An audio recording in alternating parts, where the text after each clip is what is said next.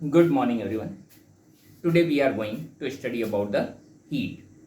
In the last video, we discussed about the work P delta V equal to delta nRT equal to nR delta T. और आज हम देखने जा रहे हैं topic heat. What is heat and whether heat can determine the direction of reaction or not. तो सबसे पहले जब हम बात करते हैं किसी भी फैक्टर की जो कि डिटरमाइन कर सके या फिर जिसे हम कहते हैं स्टेट फंक्शन की, स्टेट फंक्शन होने के लिए पहली क्राइटेरिया क्या है? The state functions are the path independent factors, यानी वो पाथ पे डिपेंडेंट नहीं होते हैं. They are the path independent, but heat is not a path independent factor, specially when heat is given at constant volume. तो constant volume पे ये state function की कैटेगरी में नहीं आता, पाथ डिपेंडेंट होता है. But at a constant pressure that act like the state function, that is a state function. Otherwise heat is considered as a path function, क्योंकि वो पाथ डिपेंडेंट होता है. नाउ जब हम हीट की बात करें, then heat Q is proportional to delta T. जितना आप हीट देंगे उतना ही टेम्परेचर बढ़ता जाएगा. That the Q is proportional to delta T. और अगर हम एक यहाँ पे प्रोपोर्शनैलिटी कांस्टेंट लगा दें, आप देख सकते हैं Q equal to C delta T for 1 mole of substance. And what is this C?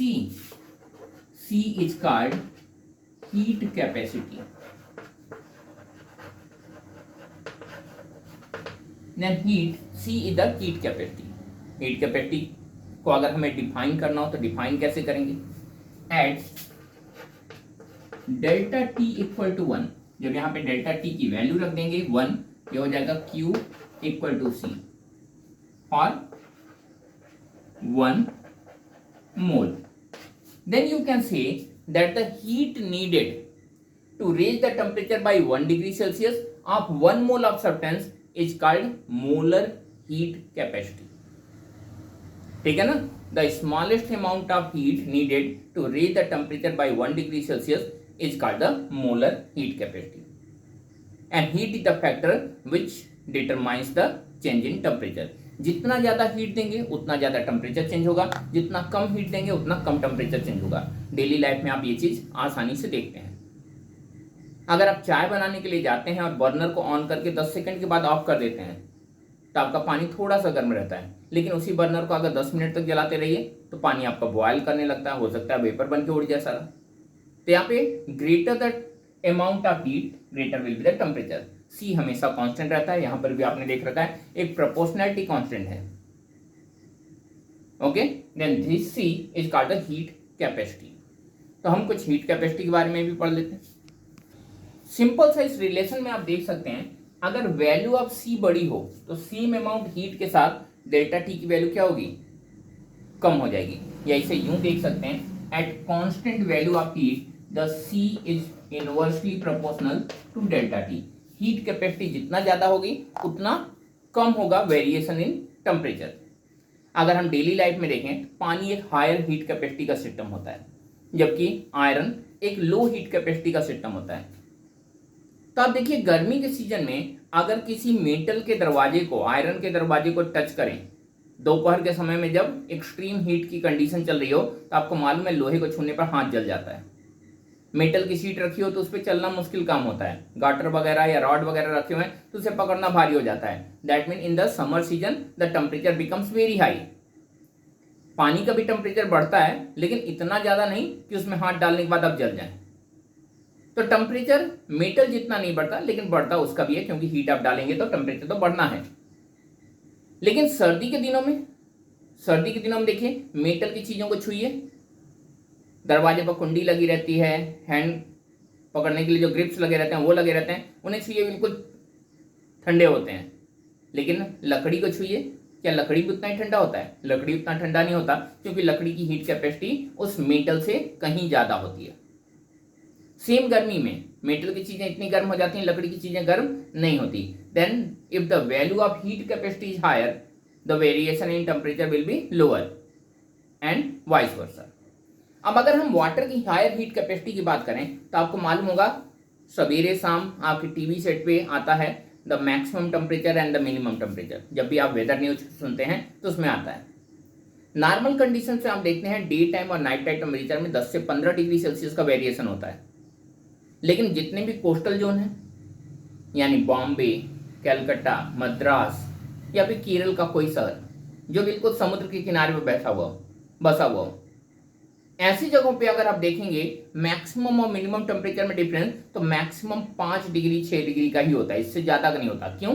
क्योंकि वाटर की हीट कैपेसिटी ज़्यादा है, बगल में इतना बड़ा समुद्र है, हीट कैपेसिटी उसकी ज़्यादा होने की वजह से वो ना ज़्यादा गर्म होता है ना ही ज़्यादा ठंडा होता है।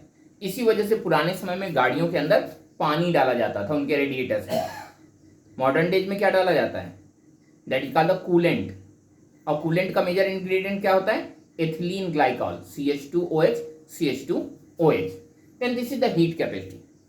ऐसा कहा जाता है कि एक कंट्री है, काफी पॉपुलर नेम है, आयरलैंड। आयरलैंड में बेसिक फूड जो होता है वो होता है आलू। जैसे हमारे यहाँ बेसिक फूड होता है गेहूं, वहां पे बेसिक फूड होता है आलू। और वहां पे एक डिजीज आया जिसे हम कहते हैं लेट ब्लाइट ऑफ पोटैटो। हमारे इस बनारस वाले जोन में इसी रोग को हम कहते हैं पाला।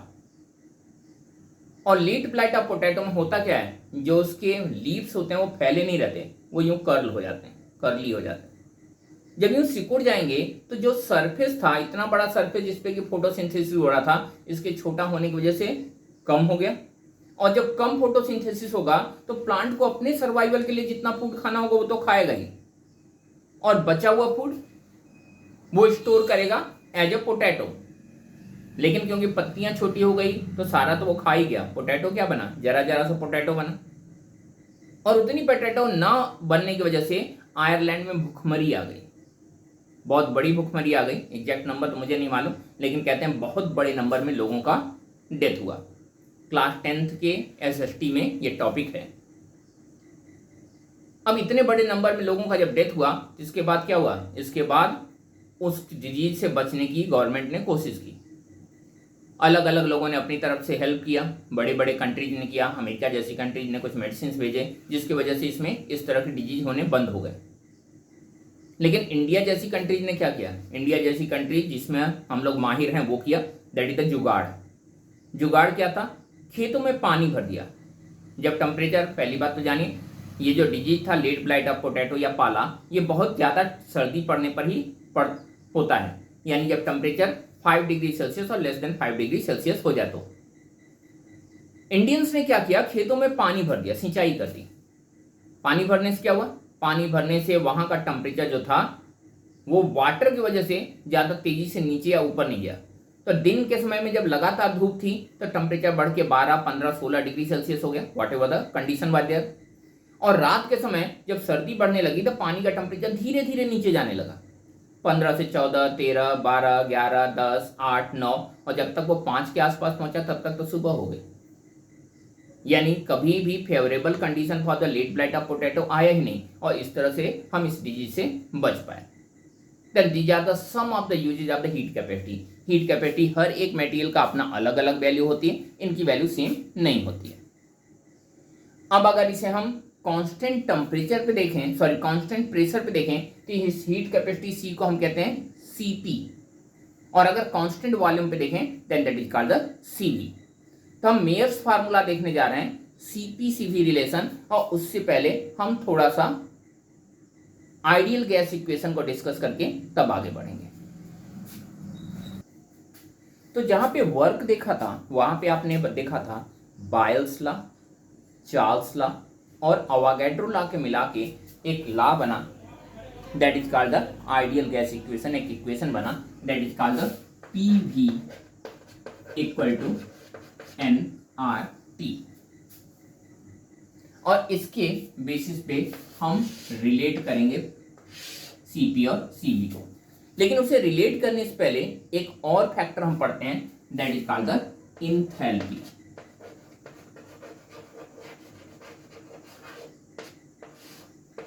What is enthalpy? How will you determine the enthalpy? We say that enthalpy is a unique state function which determines the direction of reaction. किस डायरेक्शन में कोई रिएक्शन चलेगा उसे डिटरमाइन करने के लिए एक फैक्टर है। Then enthalpy is a state function, unique state function. And how it determines the direction of reaction? We say that the negative enthalpy change is the criteria for being spontaneous. Spontaneity term आप लोग पहले भी पढ़ चुके हैं. Spontaneity means होता है the proceeding of process without any external influence after initiation. That is called the spontaneity, or the phenomena is called the spontaneous. System is called the spontaneous. Now enthalpy की अगर बात करें, then enthalpy H equal to U plus W, और delta H equal to delta U plus W, and this is the enthalpy change. अब यहां पे देखिए enthalpy है क्या? The total change in the internal energy and total work done. और condition क्या है? He says that when the value of delta H is negative, जब इसकी वैल्यू नेगेटिव होगी तो क्या होगा? The process will be spontaneous. But if the value of delta H is positive, then what? Then it will be non-spontaneous.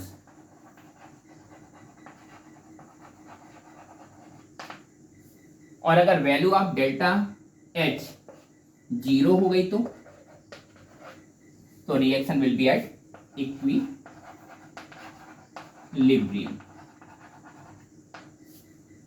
अब आप सोच रहे होंगे ये इक्विलिब्रियम जी कहां से आ गए? What is equilibrium? वैसे तो बुक में देखेंगे तो पूरा एक चैप्टर इक्विलिब्रियम नाम से दिया हुआ है, इसके बाद आने वाला चैप्टर इक्विलिब्रियम ही है. लेकिन इक्विलिब्रियम होता क्या है? वी से इन अ रिवर्सिबल प्रोसेस, कोई भी ऐसा प्रोसेस जो आगे पीछे दोनों चल रहा हो, in a reversible process if the rate of reaction in the forward direction equal to rate of reaction in the backward direction, then that condition is called equilibrium.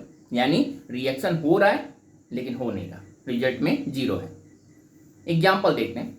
अगर एक कुछ इस तरह का सिस्टम है, पोल है और पोल पे एक बंदर चढ़ गया है तो क्या होगा? अगर एक बंदर पोल पे 1 मिनट में 15 मीटर चढ़ता है और 15 मीटर ऊपर से नीचे स्लिप कर जाता है तो रियल में चला कितना? 15 चढ़ा, 15 ही स्लिप कर गया तो जहां रहा वहीं रह जाएगा पूरी जिंदगी. बस ऐसे चढ़ता रहेगा, स्लिप होता रहेगा, चढ़ता रहेगा, स्लिप होता रहेगा. That is called equilibrium. या ट्रेडमिल पे, ट्रेडमिल आपको पीछे को ले आती है, आप आगे को दौड़ते हैं, रिजल्ट क्या होता है? आधे घंटे दौड़ के उतरिए तो भी आप वहीं पे रहेंगे. There no change in your position and that is the condition of the equilibrium. तो यहाँ पे इक्विलिब्रियम में रिएक्शन चलता तो है, आगे भी चलता है, पीछे भी चलता है, लेकिन रिजल्टेंट क्या है? That is the zero. यानी negative enthalpy change is the condition for the spontaneity. तो पता कैसे करेंगे कि निगेटिव एंथैल्पी चेंज हो रहा है कि पॉजिटिव एंथैल्पी चेंज हो रहा है? अगर किसी सिस्टम का डेल्टा H निगेटिव है यानी उसकी इंटरनल एनर्जी कम होगी, उसका वर्क कम होगा. वर्क क्या होता है? P delta V. वॉल्यूम कम होगा, और वॉल्यूम और इंटरनल एनर्जी कब कम होगी? जब सिस्टम अपनी हीट को लूज करेगा. जब इंटरनल एनर्जी कम हो जाएगी तो वर्क अपने आप कम हो ही जाएगा, वॉल्यूम अपने आप कम हो ही जाएगा. आपको मालूम है कि वॉल्यूम क्यों होता है? मॉलिक्यूल्स के हीटिंग की वजह से प्रेशर जनरेट होता है, और प्रेशर जनरेट होने की वजह से वॉल्यूम एक्सपेंड करता है. तो जितना यहाँ पे आप इंटरनल एनर्जी कम जाते जाएंगे, जितना वर्क कम करते जाएंगे, उतनी एंथैल्पी जो होगी वो कम हो जाएगी. और इन दोनों को कम करने के लिए क्या करना पड़ेगा? हीट को रिलीज करना पड़ेगा. और अगर हीट रिलीज होगा तो प्रोसेस कैसा होगा? The process must be exothermic. यानी जनरली वो प्रोसेस जो एक्सोथर्मिक होते हैं दे आर द स्पॉन्टेनियस. क्या ये बात सही है? आपने अभी तक जो रिएक्शन देखे हैं क्लास 9th और 10th में, उनकी अगर हम बात करें, पहला रिएक्शन था reaction of zinc with HCl. Surely अगर आपको याद होगा तो हाईली एक्सोथर्मिक था. Zinc with H2SO4 again exothermic. Barium chloride with sodium sulphate exothermic. Copper sulphate with zinc exothermic. Magnesium ribbon का combustion surely exothermic. Daily life में अपने washing powder, detergent नहीं, वॉशिंग पाउडर जो थोड़े सस्ते आते हैं वो, उनमें पानी मिलाइए, हाथ पे रख दीजिए, थोड़ा पानी मिलाइए, वो भी गर्म हो जाता है. So these are the exothermic process and surely they are spontaneous. यानी ये क्राइटेरिया करेक्ट है स्पॉन्टेनिटी के लिए. But if the process is endothermic, endothermic होगा तभी तो पॉजिटिव एंट्रोपी चेंज होगा, एंथैल्पी चेंज होगा. Endothermic then it will be non spontaneous. Equilibrium पे क्या होगा, neither exothermic nor endothermic. Even ये जो आपका स्टेट फंक्शन है वो 100% रिएक्शंस के स्पॉन्टेनिटी को एक्सप्लेन नहीं कर पाता। और क्यों नहीं कर पाता, कौन से ऐसे रिएक्शंस जिनको नहीं कर पाता, उन सारे रिएक्शंस को एक्सप्लेन नहीं कर पाता जो कि एंडोथर्मिक है तो भी चलते हैं। कोई ऐसा रिएक्शन याद है आपको? Hydrolysis of glucose. बच्चों को ग्लूकोज खाना बड़ा पसंद आता है और आप भी कभी बच्चे रही होंगे तो आपने भी ग्लूकोज खाया होगा चुपके से।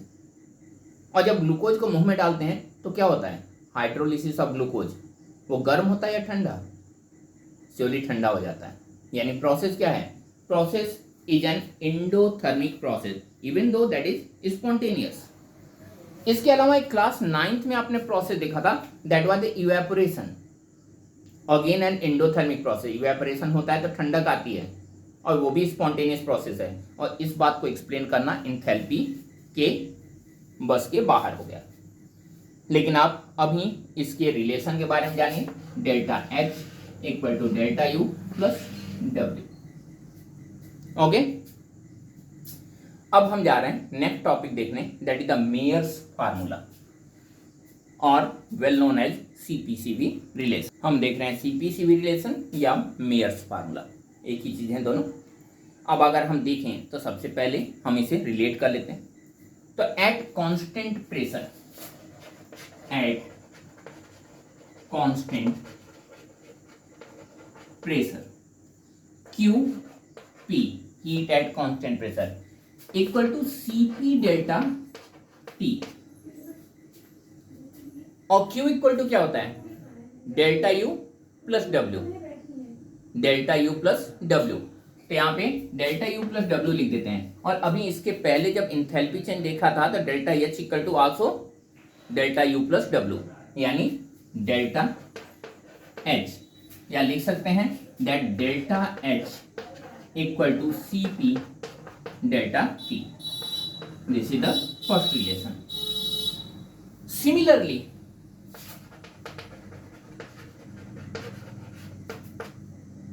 QV, heat at constant volume, equal to CV delta T equal to delta U। अब यहाँ पे अभी मैंने कहा कि Q इक्वल टू क्या होता है, Q equal to delta U plus P delta V, work in term of the P delta V। लेकिन अगर QV लिखा हुआ है यानी कि वॉल्यूम क्या है, कांस्टेंट है। और अगर वॉल्यूम कांस्टेंट है तो what's about the value of delta V, ये जीरो हो जाएगा। तो P into zero equal to zero. और अगर ये वैल्यू जीरो हो गया तो QV इक्वल टू क्या हुआ, डेल्टा U, यही है QV equal to delta U equal to CV delta T। So you can write that delta U equal to CV delta T। ठीक है ना, तो ये है आपका डेल्टा H और डेल्टा U की वैल्यू। अब हमें मालूम है कि what is the relation of delta H. So we no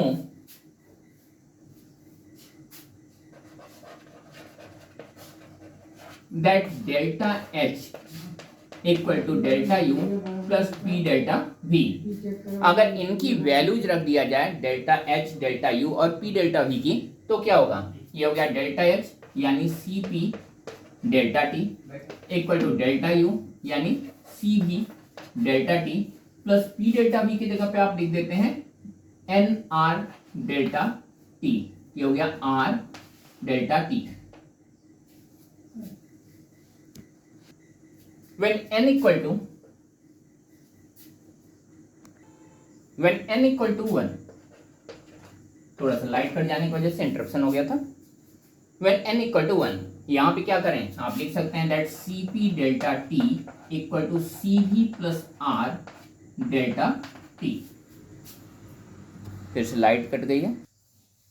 अब यहाँ देखिए डेल्टा T कॉमन लेने पर ये डेल्टा T से कैंसिल हो गया, बचा क्या, ये बच गया आपका Cp equal to Cv plus R या Cp minus Cv equal to R। This is called the Mayer's formula. आज के लिए इतना ही काफी है। Thank you and have a nice day.